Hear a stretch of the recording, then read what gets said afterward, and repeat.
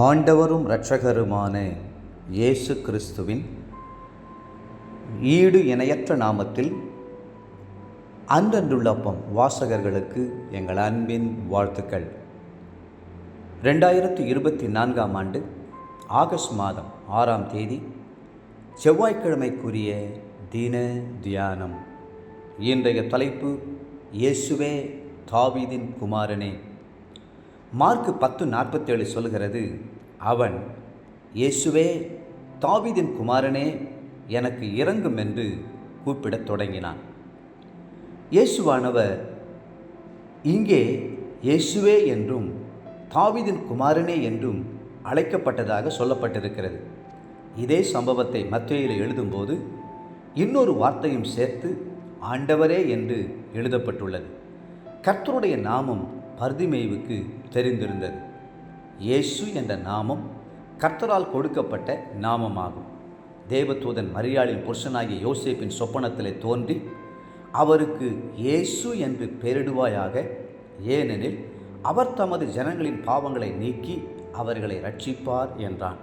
மத்தேயு 1:21. அவர் பாவத்திலிருந்தும் சாபத்திலிருந்தும் நோயிலிருந்தும் சாத்தானின் பிடியிலிருந்தும் மனுக்குலத்தை ரட்சிக்கிறார். பாதாளத்திலிருந்தும் நரகத்திலிருந்தும் நித்திய அக்கினியிலிருந்தும் ரட்சிக்கிறார். நாம் அவரை இயேசுவே இரட்சகரே என்று அன்போடு அழைக்கிறோம். முதலாவதாக நசரேயனாகிய இயேசுவை இயேசுவே என்று பர்திமேயு கூப்பிட்டான். 2 விதங்களிலே ஒருவர் நசரேயனாக முடியும். ஒன்று நசரேய விரதத்தை கைக்கொள்ளுபவர்கள். உதாரணமாக சிம்சோன் நசரேய விரதத்தோடு பிறந்து வளர்ந்தார். அதனால் அவர் திராட்சரசம் பருகாமலும் தலையில் சபரகன் கத்தி படாமலும் காத்து கொண்டார். அடுத்தது இயேசு அப்படிப்பட்ட விரதத்தினால் நசரேயன் என்று அழைக்கப்படவில்லை. நாசரேத் என்னும் ஊரில் பிறந்ததினாலே நசரேயன் என்று அழைக்கப்பட்டார்.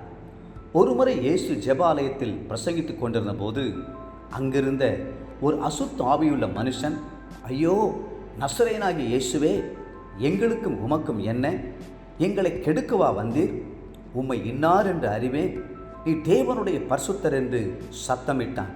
அதற்கு இயேசு, நீ பேசாமல் இவனை விட்டு புறப்பட்டு போ என்று அதை அதட்டினார்.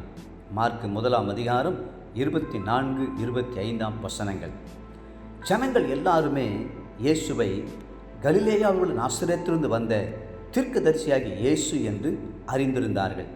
மத்தேயு 21:11. இயேசு உயிர்த்தெழுந்த பிறகும் கூட அவர் சிலுவையில் அறையப்பட்ட நசரேயனாகிய இயேசு என்றுதான் அழைக்கப்பட்டார். மார்க் 16:6. ஆனால் இயேசுவின் நாட்களில் சிலருக்கு நாசரேத் ஊரின் மேல் ஒரு வெறுப்பு இருந்தது.